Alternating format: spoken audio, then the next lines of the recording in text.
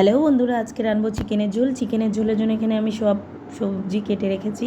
এখন আমি আলুগুলো ভেজে নিলাম কড়াইয়ের মধ্যে হলুদ লবণ দিয়ে আলুগুলোকে লাল লাল করে ভেজে নেব। গ্যাসের ফ্লেমটা বাড়িয়ে দিয়েছি, লাল লাল করে ভেজে এখন আমি তুলে নিলাম। তুলে নেওয়ার পরে সব আলুগুলো তুলে নিয়ে কিছুটা তেল দিয়ে দিলাম। তেল দেওয়া হয়ে গেলে, তেলটা গরম হয়ে গেলে আমি তেজপাতা দিলাম। তেজপাতা দেওয়ার পর নেড়ে চেড়ে নিলাম। নিয়ে আমি পেঁয়াজ কাটাগুলো, লঙ্কা, রসুন, গোটা রসুন দিয়ে দিলাম।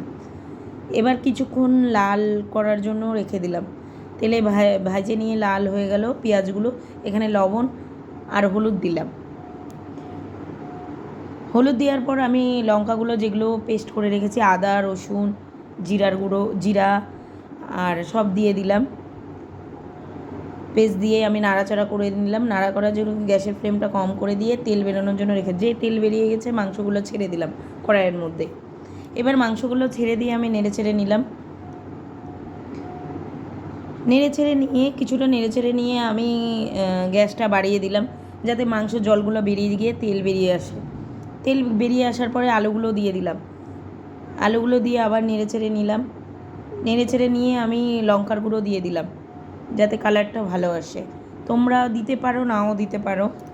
এবার ভালো করে নেড়ে চেড়ে নিয়ে আমি গ্যাসের ফ্লেমটা প্রায় 10 মিনিট ধরে কষালাম মাংসটা। তেল বেরিয়ে গেল, জল ঢেলে দিলাম। জলটা আমি গরম জলই দিয়েছি, যাতে তাড়াতাড়ি ফুটে। তোমরা ঠান্ডা জলও দিতে পারো। তারপরে এই যে প্রায় 15 মিনিট মাংস জল ফুটিয়ে নিয়ে এই যে আমার মাংস রেডি। তোমাদের কেমন লাগলো?